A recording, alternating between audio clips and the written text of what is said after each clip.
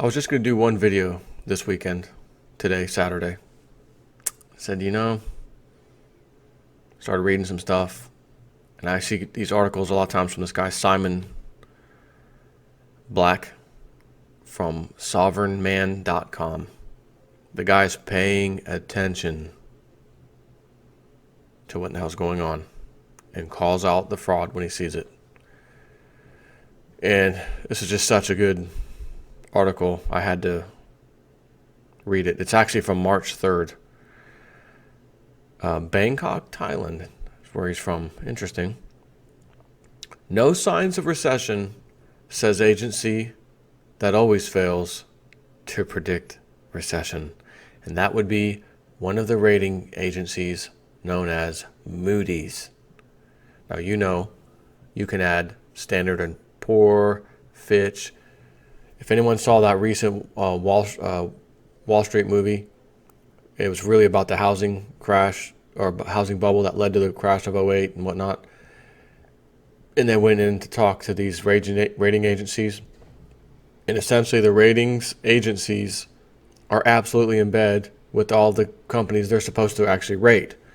And if they give them bad ratings, people won't use them. Companies won't use them. So we have to give good rates. Once again, I'll say it for the thousandth time.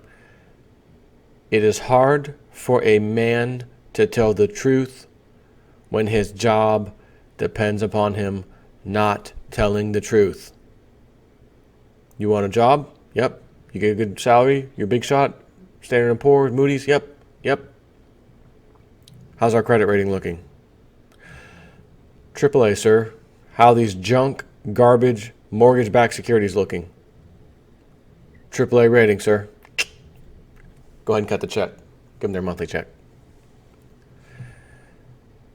In the middle of a heated battle against my jet lag yesterday, I finally decided to exercise the nuclear option and turn on CNBC in order to stay awake. It must be the noise and the lies and the propaganda that just is like, falling asleep. Oh, Jesus. I'm back awake. Oh, that was a good one. Propaganda. Right? So I figured someone would say something completely ridiculous and it would get my blood boiling enough to power through the next couple of hours. Within minutes, I saw a top economist for Moodys, one of the largest rating agencies in the world, saying that there are absolutely zero signs of recession. Boom. I think it was in slow motion. Boom. I was suddenly so wide awake, it was like that adrenaline scene from Pulp Fiction. I couldn't believe what I had just heard. Moodys? No recession? Seriously? In addition to being criminally complicit in committing widespread fraud that fueled the housing bubble 10 years ago, Moodys takes advantage of every opportunity to show the world that they don't have a freaking clue when it comes to economic forecasts. Now, I'm going to have to interject here. They do have a freaking clue. They've got an absolutely complete handle on it. But it is hard for a man to tell the truth when his paycheck depends upon him not telling the truth. They know exactly. Where do you stand? F. Where do these mortgage-backed securities? F. Junk status. Have a good day, JP Morgan. Have a good day, Goldman Sachs. Have a good day, Fannie and Freddie. Junk status, everyone. That's where they belong. But if we do that, we become irrelevant. We lose our job. People won't look up to us. They won't look at us for ratings. So we have to fudge everything. Once again, in favor of what particular entity within society? The bankster/finance class. Anything else doesn't matter. And if there's a country and they've got bonds, we can actually downgrade the country, those bonds from such and such country. So if one of our club members is trying to close a deal in the country and it doesn't go their way because the country doesn't want to give up its sovereignty and freedom and all of its assets to a bunch of rotten banksters, we just step in and downgrade the bonds, which causes massive economic strain in that country because now interest rates are going to start getting screwed with by us too. And those bonds are going to get in trouble. Therefore, the country's going to feel some pain. You don't want to deal with one of our banksters? It's a mob. That's why they're called the banksters, like a mob gangster. That's where that term came from, banksters, like a gangster. You don't want to do a deal with my brother Joey. Guys, send in the Cobra. And then Sylvester Stallone pops in. It's like what Churchill said about democracy. It's the worst form of government, except for all others. Well, Moody's is the worst rating agency and economic forecaster. Well, except for all the others. There are the same guy. These are the same guys, along with their colleagues at Standard & Poor, S&P, Fitch, etc., who totally missed the boat on the housing market and slapped pristine credit ratings on subprime mortgage bonds. That's like slapping, organic beef sticker on something and you get it and it's a pile of stinking crap. They also missed the boat on the subsequent banking crisis, giving strong ratings to Lehman Brothers and AIG right up through September 2008. Lehman, of course, went bust that month. And AIG had to be bailed out by the taxpayer, or else it would have been crushed, bankrupt, see ya.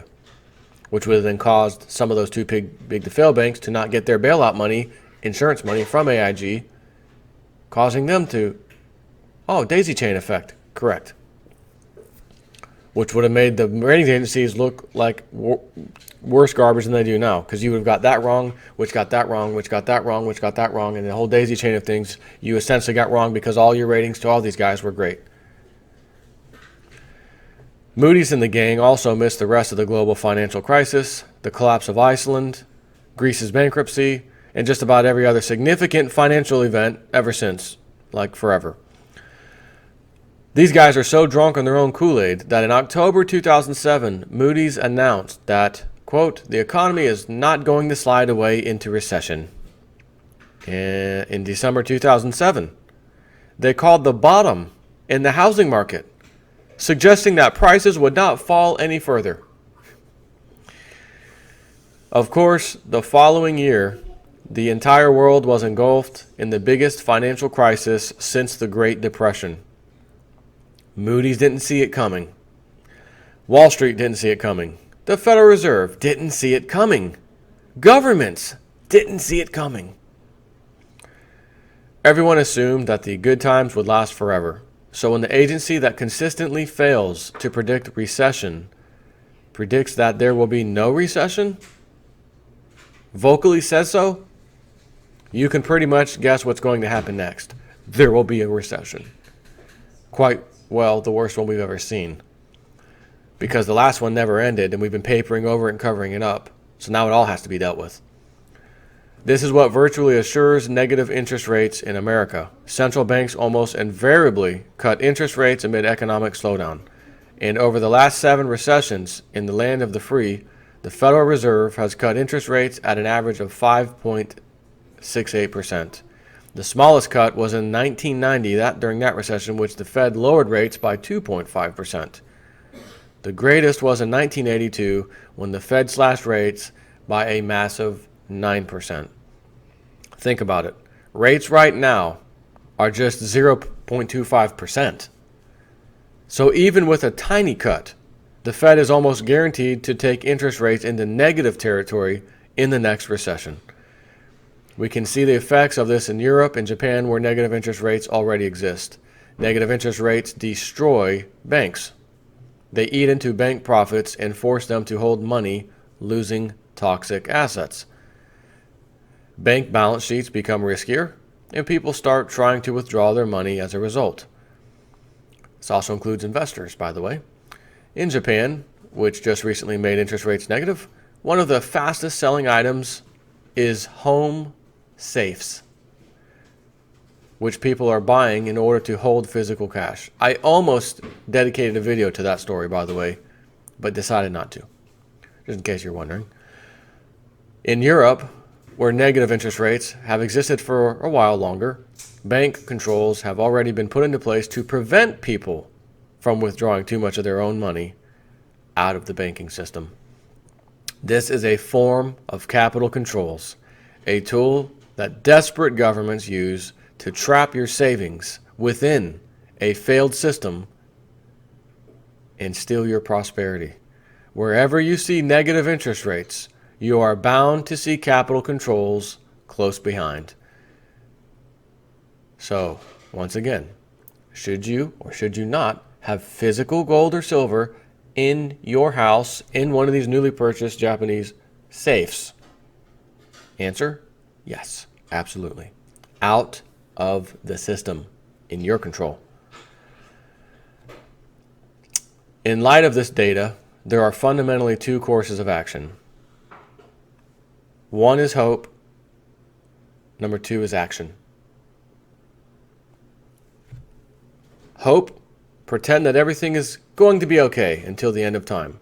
Also, reminds me of religion. I'll just let Jesus deal with him. I'll just let Jesus deal with Goldman Sachs. I'll just let God deal with JP Morgan. And they're hoping you'll continue to do that so they can continue getting away with financial murder. Or number two, take some action. Take sensible steps before any of the metaphor hits the fan. One of the easiest things you could do is withdraw some physical cash out of the banking system. Buy a safe and hold 50s and 20s. They may end up banning the old $100 bills, right? So avoid the hundreds and don't take out more than a few $1,000s at a time. It's hard to imagine you're worse off for keeping a safe full of cash. Even if nothing bad ever happens in the banking system, you can still use the cash. And all you're missing out on is the 0.01% interest in your checking account, which is nothing. Big freaking deal. But if the trend continues and capital controls do in fact arise, the value of cash and gold, precious metals for that matter, will go through the roof. And you'll wish you had acquired some while you still had the chance. Our goal is simple: to help you achieve personal liberty and financial prosperity no matter what happens. Multiple times every week, we help over 100,000 Sovereign Man subscribers who are taking their family's liberty and prosperity into their own hands with our free publication, Notes from the Field. Activate your free subscription today and get fresh intelligence delivered to your inbox. You know what I'm going to do right now? Bam! Clicking the button. What is your email? Thank you.